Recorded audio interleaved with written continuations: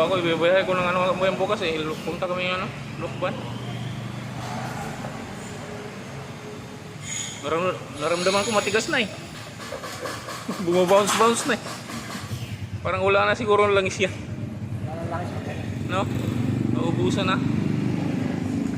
Matigas na yung bounce niya. Sakit na.